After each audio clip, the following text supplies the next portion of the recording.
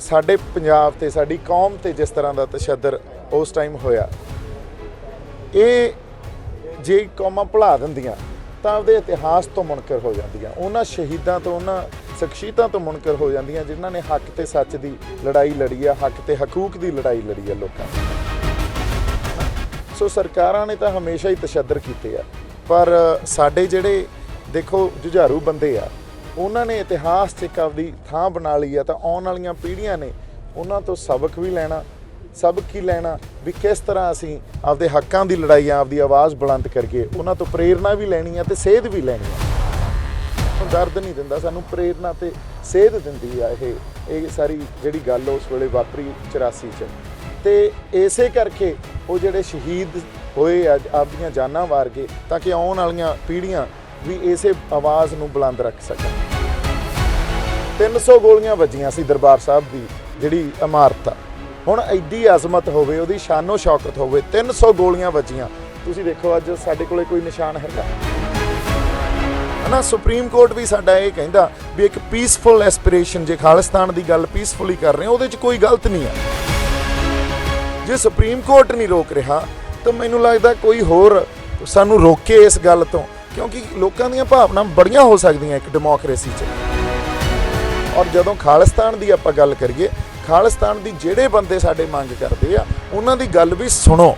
ਉਹਨਾਂ ਨੂੰ ਤੁਸੀਂ ਖੂੰਜੇ ਜਿਵੇਂ ਲਾ ਦੇਣਾ ਇਹ ਕਹਿ ਕੇ ਵੀ ਇਹ ਐਂਟੀ ਨੈਸ਼ਨਲ ਆ ਜਾਂ ਇਹ ਦੇਸ਼ ਧਰੋਹੀ ਆ, ਇਹ ਗੱਲ ਤਾਂ ਹੁਣ ਮੇਰੇ ਖਿਆਲ 'ਚ ਸਾਨੂੰ ਸਿੱਖਣੀ ਪਊਗੀ, ਸਾਨੂੰ ਮੈਚਿਓਰਿਟੀ ਸਿੱਖਣੀ ਪਊਗੀ।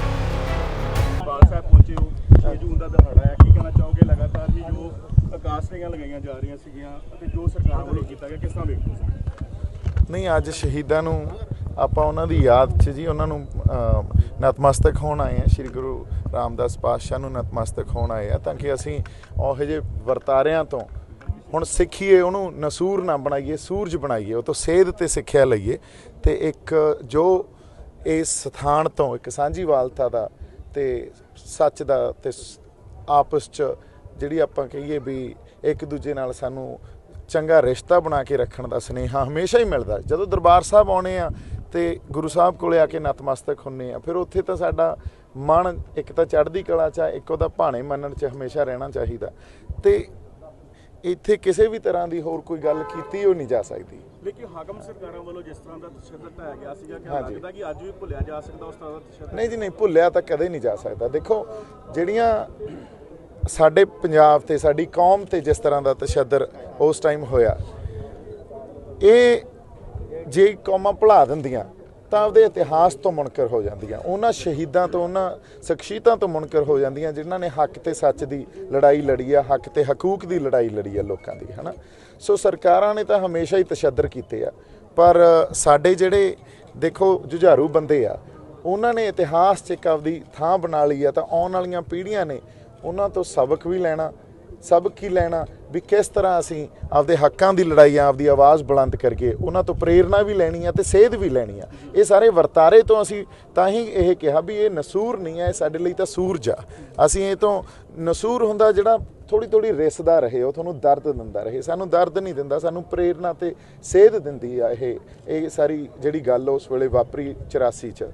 ਤੇ ਇਸੇ ਕਰਕੇ ਉਹ ਜਿਹੜੇ ਸ਼ਹੀਦ ਹੋਏ ਆ ਆਪਦੀਆਂ ਜਾਨਾਂ ਵਾਰ ਕੇ, ਤਾਂ ਕਿ ਆਉਣ ਵਾਲੀਆਂ ਪੀੜ੍ਹੀਆਂ ਵੀ ਇਸੇ ਆਵਾਜ਼ ਨੂੰ ਬੁਲੰਦ ਰੱਖ ਸਕਣ। ਸ਼੍ਰੋਮਣੀ ਕਮੇਟੀ ਵੱਲੋਂ ਕਿ ਗੁਰੂ ਗ੍ਰੰਥ ਸਾਹਿਬ ਜੀ ਪ੍ਰਕਾਸ਼ ਕੀਤੇ ਗਏ ਨੇ, ਜੇ ਕਿ 1984 ਦੇ ਵਿੱਚ ਜਿਹੜੇ ਘਾਇਲ ਹੋਏ ਸੀਗੇ, ਜ਼ਖਮੀ ਹੋਏ ਸੀਗੇ, ਕੀ ਲੱਗਦਾ ਹੈ ਕਿ ਜਿਹੜੇ ਲਗਾਤਾਰ ਹੀ ਜਿਹੜਾ ਢਲਾਨ ਜਾ ਰਿਹਾ ਸੀ ਅਕਾਲੀ ਦਲ ਦਾ, ਉਹਨੂੰ ਕੈਸ਼ ਕਰਨ ਦੀ ਕੋਸ਼ਿਸ਼ ਤੇ ਨਹੀਂ ਕੀਤੀ ਜਾ ਰਹੀ? ਕਿਉਂਕਿ ਲਗਾਤਾਰ ਹੀ 37 ਸਾਲਾਂ ਬਾਅਦ ਜਿਹੜਾ ਗੁਰੂ ਗ੍ਰੰਥ ਸਾਹਿਬ ਨੂੰ ਬੰਦ ਕੱਢਿਆ। ਨਹੀਂ, ਇਹ ਤੁਸੀਂ ਇਹਦੇ ਤੋਂ ਇਹ ਦੇਖ ਸਕਦੇ ਹੋ ਵੀ ਅੱਜ ਦੀ ਡੇਟ 'ਚ ਜਿਹੜੀ ਕਲੈਕਟਿਵ ਕੌਨਸ਼ੀਅਸਨੈਸ ਆਈ ਹੈ ਨਾ ਕੌਮ 'ਚ, ਉਹ ਬਹੁਤ ਬਾਕਮਾਲ ਆ। ਉਹ ਕਲੈਕਟਿਵ ਕੌਨਸ਼ੀਅਸਨੈਸ ਸਾਨੂੰ ਇਹ ਵੀ ਸਿਖਾਉਂਦੀ ਆ ਵੀ ਅਸੀਂ ਹੁਣ ਇੱਕ ਹੋ ਜਾਈਏ, ਹੁਣ ਨਿਖੜੀਏ ਨਾ, ਖਿੰਡੀਏ ਨਾ ਰਹੇ, ਹੈ ਨਾ। ਸੋ ਇਸ ਕਰਕੇ ਦੇਖੋ, ਬੜਾ ਜ਼ੋਰ ਲਾਇਆ ਸਰਕਾਰਾਂ ਨੇ, ਬਹੁਤ ਜ਼ੋਰ ਲਾਇਆ ਵੀ ਇਹਨੂੰ ਭੁੱਲ ਜਾਓ, ਇਹਨੂੰ ਯਾਦ ਨਾ ਕਰੋ। ਪਰ 37 ਸਾਲਾਂ ਬਾਅਦ ਉਹ ਬੀੜ ਮਹਾਰਾਜ ਦੀ ਕੱਢਣੀ ਪਈ ਨਾ, ਦਿਖਾਉਣੀ ਪਈ। ਅੱਜ ਤੱਕ ਇਹਨਾਂ ਨੇ ਕੀ ਕੀਤਾ ਤੁਸੀਂ ਦੇਖੋ, ਜ਼ਿਲ੍ਹਿਆਂ ਵਾਲੇ ਬਾਗ 'ਚ ਜਿਹੜੇ ਗੋਲੀਆਂ ਦੇ ਨਿਸ਼ਾਨ ਆ, ਕਿਵੇਂ ਜਾਲੀਆਂ ਲਾ ਲਾ ਕੇ ਉਹਨਾਂ ਨੇ ਸੁਰੱਖਿਅਤ ਰੱਖੇ ਆ। ਕਿਉਂ? ਸਾਨੂੰ ਸਭ ਪਤਾ ਕਿਉਂ? ਕਿਉਂਕਿ ਇਹ ਇੰਡੀਆ ਦੇ ਉਸ 'ਚ ਆਜ਼ਾਦੀ 'ਚ। ਪਰ ਇੱਥੇ ਵੀ ਤਾਂ ਹੱਕ ਤੇ ਹਕੂਕ ਦੀ ਗੱਲ ਹੋਈ। ਜਿਹੜੀਆਂ 300 ਗੋਲੀਆਂ ਵੱਜੀਆਂ ਸੀ ਦਰਬਾਰ ਸਾਹਿਬ ਦੀ ਜਿਹੜੀ ਇਮਾਰਤ ਆ, ਹੁਣ ਐਡੀ ਅਜ਼ਮਤ ਹੋਵੇ, ਉਹਦੀ ਸ਼ਾਨੋ ਸ਼ੌਕਤ ਹੋਵੇ, 300 ਗੋਲੀਆਂ ਵੱਜੀਆਂ, ਤੁਸੀਂ ਦੇਖੋ ਅੱਜ ਸਾਡੇ ਕੋਲੇ ਕੋਈ ਨਿਸ਼ਾਨ ਹੈਗਾ? ਸਭ ਇਸ ਕਰਕੇ ਸਭ ਤੋਂ ਪਹਿਲੀ ਗੱਲ ਜਦੋਂ ਸਾਨੂੰ ਸਮਝਣੀ ਪਊ ਨਾ, ਇਹ ਤਾਂ ਕੌਮ ਨੇ ਹਿੱਕ ਦੀ ਜ਼ੋਰ ਤੇ ਲੜਾਈ ਲੜੀ ਆ 37 ਸਾਲ ਤੇ ਉਹ 84 ਵੇਲੇ। ਉਸ ਤੋਂ ਬਾਅਦ 37 ਸਾਲ ਸਾਡੀਆਂ ਸੰਸਥਾਵਾਂ ਨੇ ਸਾਡਾ ਸਾਥ ਨਹੀਂ ਦਿੱਤਾ। ਪਹਿਲਾਂ ਸਾਨੂੰ ਸੰਸਥਾਵਾਂ ਨੂੰ ਵੀ ਨਾਲ ਲੈਣਾ ਪਊਗਾ। ਇੰਡੀਵਿਜੂਅਲੀ ਬੜੀ ਇੱਕ ਲਿਮਿਟੇਸ਼ਨ ਹੁੰਦੀ ਆ ਬੰਦਿਆਂ ਲਈ ਲੜਾਈ ਲੜਨ ਦੀ, ਪਰ ਵਾਕਈ ਇਸ ਕੌਮ ਨੂੰ ਬਹੁਤ ਵੱਡਾ ਸਿਹਰਾ ਜਾਂਦਾ। ਹਿੱਕ ਦੇ ਜ਼ੋਰ ਤੇ ਲੜੇ ਅੱਜ ਤੱਕ ਸਰਕਾਰਾਂ ਦੇ ਉਲਟ ਖੜ ਕੇ। ਅੱਜ ਕਲੈਕਟਿਵ ਕੌਨਸ਼ੀਅਸਨੈਸ ਦੇਖੋ ਕਿਸ ਤਰ੍ਹਾਂ ਕਿਸ ਲੈਵਲ ਤੇ ਕੌਮ 'ਚ ਆ ਗਈ ਆ। ਬਾਈ ਜੀ, ਜੇਕਰ ਅੰਦੋਲਨ ਦੀ ਗੱਲ ਕੀਤੀ ਜਾਵੇ, ਹਰ ਇੱਕ ਸਮਾਗਮ ਉੱਥੇ ਮਨਾਇਆ ਗਿਆ, ਲੇਕਿਨ ਕਿਆ ਲੱਗਦਾ ਕਿ ਇਸ ਤਰ੍ਹਾਂ ਦੇ ਸਮਾਗਮ ਵੀ ਮਨਾਉਣੇ ਚਾਹੀਦੇ ਤਾਂ ਜੋ ਕਿ ਲੋਕਾਂ ਨੂੰ ਸੇਧ ਮਿਲ ਸਕੇ। ਅਰਦਾਸ ਬੇਸ਼ੱਕ ਕੀਤੀ ਗਈ ਕਿ ਅਰਦਾਸ ਕੀਤੀ ਜਾਏਗੀ। ਬਾਈ ਜੀ ਦੇਖੋ ਗੱਲ ਇਹ ਹੈ ਨਾ, ਉੱਥੇ ਵੀ ਹੱਕ ਤੇ ਹਕੂਕ ਦੀ ਗੱਲ ਹੋ ਰਹੀ ਆ, ਇੱਥੇ ਵੀ ਹੱਕ ਤੇ ਹਕੂਕ ਦੀ ਗੱਲ ਹੋਈ ਸੀ। ਜਿੱਥੇ ਹੱਕ ਤੇ ਹਕੂਕ ਦੀ ਗੱਲ ਹੁੰਦੀ ਆ ਉੱਥੇ ਪ੍ਰਮਾਤਮਾ ਵਸਦਾ। ਇਸ ਲਈ ਆਪਾਂ ਜੇ ਇਹ ਕਹੀਏ ਵੀ ਸੰਯੁਕਤ ਕਿਸਾਨ ਮੋਰਚੇ ਵੱਲੋਂ ਉਸ ਸਟੇਜ ਵੱਲੋਂ ਜਾਂ ਇੱਥੇ ਜਿਵੇਂ ਆਪਾਂ ਮਨਾ ਰਹੇ ਹਾਂ ਇਸ ਦਿਹਾੜੇ ਨੂੰ, ਹਨਾ, ਜਾਂ 84 'ਚ ਜੋ ਸਾਡੇ ਨਾਲ ਵਾਪਰਿਆ, ਇਹਨੂੰ ਜਿੱਥੇ ਹੱਕ ਤੇ ਹਕੂਕ ਦੀ ਗੱਲ ਹੋਵੇ, ਜਿੱਥੇ ਸੰਘਰਸ਼ੀ ਲੋਕ ਬੈਠੇ ਹੋਣ, ਉਹਨਾਂ ਸਾਰਿਆਂ ਨੂੰ ਇਹ ਸਾਨੂੰ ਦਿਹਾੜਾ ਤੇ ਇਹ ਹਫ਼ਤਾ ਮਨਾਉਣਾ ਚਾਹੀਦਾ। ਸ਼ਿਵ ਸੈਨਾ ਆਗੂ ਸੁਦੀਪ ਸੂਰੀ ਦਾ ਕਹਿਣਾ ਹੈ ਕਿ ਦੀਪ ਸਿੱਧੂ ਖਾਲਿਸਤਾਨ ਦੇ ਨਾਅਰੇ ਲਗਾ ਰਹੇ ਨੇ, ਦੀਪ ਸਿੱਧੂ ਖਾਲਿਸਤਾਨ ਦੀ ਮੰਗ ਕਰ ਰਹੇ ਨੇ। ਨਹੀਂ ਜੀ ਦੇਖੋ, ਮੈਂ ਤੁਹਾਨੂੰ ਇੱਕ ਗੱਲ ਦੱਸਦਾ, ਦੀਪ ਸਿੱਧੂ ਨੇ ਹਮੇਸ਼ਾ ਖੁਦ ਮੁਖਤਿਆਰੀ ਦੀ ਗੱਲ ਕੀਤੀ ਹੈ, ਫੈਡਰਲ ਢਾਂਚੇ ਦੀ ਗੱਲ ਕੀਤੀ ਹੈ, ਹਨਾ, ਸੈਂਟਰ ਸਟੇਟ ਰਿਲੇਸ਼ਨਸ਼ਿਪ ਨੂੰ ਰੀਡਿਫਾਈਨ ਕਰਨ ਦੀ ਗੱਲ ਕੀਤੀ ਹੈ। ਹੁਣ ਜਿਹੜੀ ਵੀ ਗੱਲ ਕਿਤੋਂ ਹੋਰ ਆਉਂਦੀ ਆ, ਮੰਨ ਲਓ ਖਾਲਿਸਤਾਨ ਦੀ, ਜਿਹੜੇ ਖਾਲਿਸਤਾਨ ਦੀ ਵੀ ਗੱਲ ਕਰਦੇ ਆ ਬਾਈ, ਜਿਹੜੀਆਂ ਮੈਚੁਰ ਡੈਮੋਕ੍ਰੇਸੀਜ਼ ਹੁੰਦੀਆਂ ਨਾ, ਉਹ ਹਰ ਤਰ੍ਹਾਂ ਦੀ ਐਸਪੀਰੇਸ਼ਨ ਨੂੰ ਅਕੋਮੋਡੇਟ ਕਰਦੀਆਂ, ਹਨਾ। ਸੁਪਰੀਮ ਕੋਰਟ ਵੀ ਸਾਡਾ ਇਹ ਕਹਿੰਦਾ ਵੀ ਇੱਕ ਪੀਸਫੁਲ ਐਸਪੀਰੇਸ਼ਨ, ਜੇ ਖਾਲਿਸਤਾਨ ਦੀ ਗੱਲ ਪੀਸਫੁਲੀ ਕਰ ਰਹੇ, ਉਹਦੇ 'ਚ ਕੋਈ ਗਲਤ ਨਹੀਂ ਆ।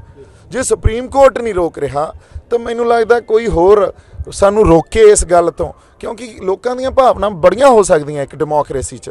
ਇਸ ਖਿੱਤੇ 'ਚ, ਇਸ ਦੇਸ਼ 'ਚ ਵੱਖ-ਵੱਖ ਤਰ੍ਹਾਂ ਦੀ ਕੌਮੀਅਤ ਜੁੜ ਕੇ ਇੱਕ ਯੂਨੀਅਨ ਪੈਦਾ ਕੀਤੀ ਗਈ ਹੈ, ਹਨਾ। ਇਤਿਹਾਸ ਨੂੰ ਆਪਾਂ ਸੈਂਸ ਆਫ ਹਿਸਟਰੀ ਨੂੰ ਆਪਦੇ ਅੰਦਰੋਂ ਹੀ ਭੁਲਾ ਦਈਏ।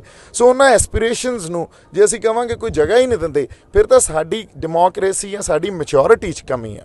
ਕਿ ਦੀਪ ਸਿੱਧੂ ਖਾਲਿਸਤਾਨ ਦੀ ਮੰਗ ਕਰਦੇ? ਬਾਈ ਜੀ ਨਹੀਂ, ਮੈਂ ਤੁਹਾਨੂੰ ਉਹੀ ਗੱਲ ਦੱਸ ਰਿਹਾ। ਦੀਪ ਸਿੱਧੂ ਤਾਂ ਫੈਡਰਲ ਢਾਂਚੇ ਦੀ ਗੱਲ ਕਰਦਾ ਜਦੋਂ ਵੀ ਕਰਦਾ ਜੀ। ਔਰ ਜਦੋਂ ਖਾਲਿਸਤਾਨ ਦੀ ਆਪਾਂ ਗੱਲ ਕਰੀਏ, ਖਾਲਿਸਤਾਨ ਦੀ ਜਿਹੜੇ ਬੰਦੇ ਸਾਡੇ ਮੰਗ ਕਰਦੇ ਆ, ਉਹਨਾਂ ਦੀ ਗੱਲ ਵੀ ਸੁਣੋ।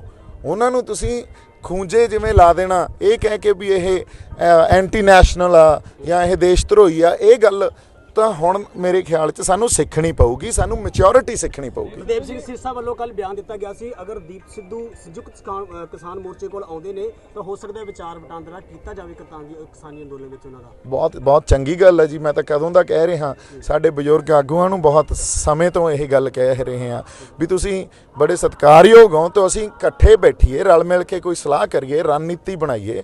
ਕਿਉਂਕਿ ਉੱਥੋਂ ਹੁਣ ਜਿਵੇਂ ਇੱਕ ਨਾ ਕੱਲ ਇੱਕ ਵਾਰ ਗਾਈ ਆ ਕਿਸੇ ਸਾਡੇ ਢਾਡੀ ਜਥੇ ਨੇ, ਉਹਨਾਂ ਉੱਥੇ ਇੱਕ ਲਾਸਟ ਜਿਹੜੀ ਉਹਦੀ ਲਾਈਨ ਆ ਵੀ ਆਪੇ ਕਰੀ ਅਗਵਾਈ ਹੁਣ ਬਾਜਾਂ ਵਾਲਿਆ, ਜਿੱਤੇ ਬਿਨਾ ਜਾਣਾ ਨਹੀਂ ਪੰਜਾਬ ਮੁੜਿਆ। ਹੁਣ ਗੱਲ ਉੱਥੇ ਖੜੀ ਆ। ਕੀ ਲੱਗਦਾ ਐਕਸ਼ਨ ਦੀ ਜ਼ਰੂਰਤ ਹੈ ਹੁਣ, ਕਿਉਂਕਿ ਜਿਸ ਤਰ੍ਹਾਂ ਕੇਂਦਰ ਸਰਕਾਰ ਚੁੱਪ ਕਰਕੇ ਬੈਠੀ ਹੋਈ ਹੈ, ਕੋਈ ਵੀ ਡਾਇਲੋਗ ਨਹੀਂ ਚੱਲ ਰਿਹਾ, ਕੀ ਲੱਗਦਾ ਕਿਸੇ ਐਕਸ਼ਨ ਦੀ ਜ਼ਰੂਰਤ ਹੈ? ਬਾਈ ਹੁਣ ਸਾਡਾ ਉੱਥੇ ਬੈਠਣਾ ਵੀ ਐਕਸ਼ਨ ਹੀ ਹੈ ਇੱਕ, ਹਨਾ। ਐਡਾ ਲੰਬਾ ਸਮਾਂ ਸੰਘਰਸ਼ ਨੂੰ ਹੋ ਗਿਆ, ਸਾਨੂੰ ਉੱਥੇ ਜਾਣਾ ਵੀ ਚਾਹੀਦਾ ਤੇ ਫਿਰ ਕੋਈ ਰਣਨੀਤੀ ਬਣਾ ਕੇ ਸਾਡੇ ਜਿਹੜੇ ਆਗੂ ਆ ਉਹਨਾਂ ਨੂੰ ਕੋਈ ਪਲਾਨ ਵੀ ਦੇਣਾ ਚਾਹੀਦਾ, ਕਿਉਂਕਿ ਸਰਕਾਰ ਨੇ ਅੱਜ ਨਾ ਕੱਲ ਇਸ ਗੱਲ ਤੇ ਆਉਣਾ ਹੀ ਆਉਣਾ। ਲੇਕਿਨ ਗੁਰਦਾਸਪੁਰ ਦੇ ਵਿੱਚ ਹੁਣ ਜੋ ਤੁਹਾਡੇ ਦੋਸਤ ਨੇ ਉਹਨਾਂ ਦੇ ਹੁਣ ਗੁੰਮਸ਼ੁਦਗੀ ਦੇ ਜਿਹੜੇ ਪੋਸਟਰ ਲੱਗਣੇ ਸ਼ੁਰੂ ਹੋ ਗਏ ਨੇ, ਕੀ ਲੱਗਦਾ ਹੈ ਕਿ ਇਹ ਢਾਹ ਲੱਗ ਰਹੀ ਹੈ ਇਸ ਟਾਈਮ ਪੋਲਿਟਿਕਸ ਨੂੰ ਵੀ? ਕਿਉਂਕਿ ਵੋਟ ਮੰਗਣ ਵਾਸਤੇ ਅਸੀਂ ਪਹੁੰਚ ਜਾਂਦੇ ਹਾਂ ਲੇਕਿਨ ਲੋਕਾਂ ਦੇ ਵਿੱਚ ਨਹੀਂ ਪਹੁੰਚ ਪਾਉਂਦੇ। ਦੇਖੋ ਗੱਲ ਉਹੀ ਆ, ਮੈਂ ਵੀ ਉਦੋਂ ਉਹਨਾਂ ਨੂੰ ਜਿਤਾਉਣ ਲਈ ਬੜੀਆਂ ਵੋਟਾਂ ਮੰਗੀਆਂ ਸੀ, ਹਨਾ, ਬੜਾ ਜ਼ੋਰ ਲਾਇਆ ਸੀ, ਪਰ ਗੱਲ ਉੱਥੇ ਹੀ ਆ ਕੇ ਖੜਦੀ ਆ ਵੀ ਜਦੋਂ ਲੋਕਾਂ ਦੇ ਹੱਕ ਤੇ ਹਕੂਕ ਤੇ ਗੱਲ ਆਉਂਦੀ ਆ, ਉਸ ਵੇਲੇ ਤੁਸੀਂ ਨਾਲ ਖੜਦੇ ਹੋ ਕਿ ਨਹੀਂ ਖੜਦੇ। ਤੁਹਾਨੂੰ ਜਿਤਾਇਆ ਇਸ ਕਰਕੇ ਜਾਂਦਾ ਨਾ ਵੀ ਲੋਕਾਂ ਦੀ ਆਵਾਜ਼ ਤੁਸੀਂ ਜਾਂ ਤਾਂ ਪਾਰਲੀਮੈਂਟ 'ਚ ਲੈ ਕੇ ਜਾਓਗੇ ਜਾਂ ਵਿਧਾਨ ਸਭਾ 'ਚ ਲੈ ਕੇ ਜਾਓਗੇ। ਜੇ ਤੁਸੀਂ ਨਹੀਂ ਲੈ ਕੇ ਜਾ ਰਹੇ ਤਾਂ ਕਿਤੇ ਨਾ ਕਿਤੇ ਤੁਸੀਂ ਆਪਦਾ ਜਿਹੜਾ ਅਸਲ ਮੌਲਿਕ ਫਰਜ਼ ਆ ਜਿੱਤਣ ਤੋਂ ਬਾਅਦ ਇੱਕ ਲੀਡਰ ਬਣ ਜਾਂਦੇ ਹੋ ਇੱਕ ਖਿੱਤੇ ਤੇ, ਉਹ ਨਹੀਂ ਨਿਭਾ ਰਹੇ। ਸੋ ਜਿੰਨਾ ਕਿ ਮੈਂ ਕਰ ਸਕਦਾ ਸੀ, ਜਿੰਨੀ ਮੇਰੀ ਅੰਦਰ ਰੂਹ ਨੇ ਆਤਮਾ ਨੇ ਆਵਾਜ਼ ਦਿੱਤੀ ਸੀ ਉਹਨਾਂ ਮੈਂ ਆਪਦੇ ਲੋਕਾਂ ਲਈ ਆਪਦੀ ਮਿੱਟੀ ਲਈ ਮੈਂ ਆ ਕੇ ਖੜਾ ਹੋ ਗਿਆ ਜੀ। ਦੀਪ ਸਿੱਧੂ ਨੂੰ ਆਪਣੀ ਆਈਡੀਓਲੋਜੀ ਵਾਲਾ ਕੋਈ ਹਜੇ ਤੱਕ ਪਾਰਟੀ ਦਾ ਕੋਈ ਬੰਦਾ ਲੱਭਾ ਕਿ ਨਹੀਂ ਲੱਭਾ, ਕਿਉਂਕਿ ਪਿਛਲੀ ਵਾਰ ਤੁਸੀਂ ਕਿਹਾ ਸੀਗਾ ਕਿ ਮੇਰੀ ਆਈਡੀਓਲੋਜੀ ਨਾਲ ਜਿਹੜਾ ਕੋਈ ਬੰਦਾ ਤਾਲੁਕਾਤ ਰੱਖਦਾ ਹੈਗਾ ਮੈਂ ਸ਼ਾਇਦ ਉਸ ਪਾਰਟੀ ਲਈ ਨਹੀਂ ਜੀ, ਹਜੇ ਤੱਕ ਤਾਂ ਅਸੀਂ ਇਹੀ ਆ ਵੀ ਪੰਜਾਬ ਲਈ ਖੜੇ ਆ ਔਰ ਪੰਜਾਬ ਸੈਂਟਰਿਕ ਇੱਕ ਪੋਲੀਟੀਕਲ ਜਿਹੜਾ ਮਾਡਲ ਆ ਉਹ ਹੋਣਾ ਚਾਹੀਦਾ। ਪੰਜਾਬ ਸੈਂਟਰਿਕ ਪੋਲੀਟੀਕਲ ਮਾਡਲ ਕਿਸੇ ਵੀ ਪਾਰਟੀ ਤੋਂ ਆਪਾਂ ਕਹੀਏ ਵੀ ਇੱਥੋਂ ਚਲਾ ਰਹੀ ਆ ਕੋਈ ਨਹੀਂ ਚਲਾ ਰਹੀ, ਤੁਸੀਂ ਕਿਸੇ ਅਕ੍ਰੋਸ ਪੰਜਾਬ ਆਪਣੇ ਕੋਲੇ ਜਿੰਨੀਆਂ ਪੋਲੀਟੀਕਲ ਪਾਰਟੀਆਂ ਆ ਦੇਖ ਲਓ, ਕੁਛ ਤਾਂ ਸੈਂਟਰ ਤੋਂ ਚੱਲਦੀਆਂ, ਉਹਨਾਂ ਨਾਲ ਜਾ ਕੇ ਖੜਨਾ ਤਾਂ ਕੋਈ ਮਤਲਬ ਹੀ ਨਹੀਂ, ਚਾਂਸ ਹੀ ਨਹੀਂ ਬਣਦਾ।